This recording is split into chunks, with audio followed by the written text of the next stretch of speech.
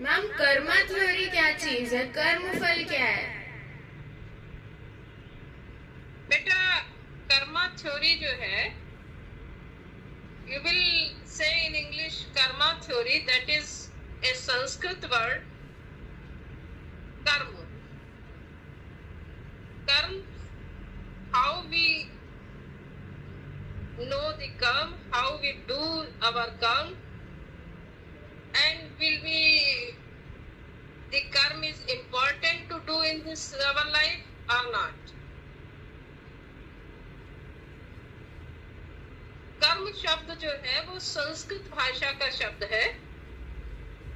संस्कृत में कर्म शब्द का मतलब है जिसके द्वारा कोई क्रिया की जाती है, उसे कर्म कहते हैं। और बड़े विस्तार से उसका विश्लेषण भी किया गया, उसको डिफाइन करने के साथ साथ उसको इलस्ट्रेट किया गया।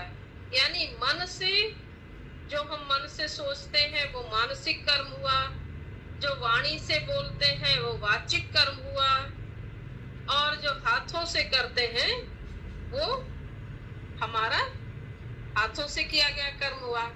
तो कर्म का मतलब जो हम सोचते हैं, जो हम विचार करते हैं, जो हम बोलते हैं, जो हम करते हैं, ये सब के सब कार्य जो है वो कर्म की थ्योरी में आ जाते हैं, समाहित हो जाते हैं।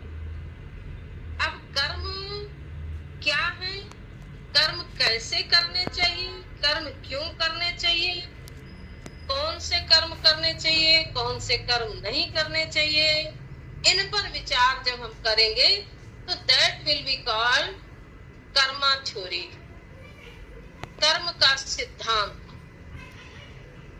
तो अगर हमें इस जीवन को जीते हुए इसे और अधिक सार्थक बनाना है तो हमें कर्म के सिद्धांत को समझना पड़ेगा।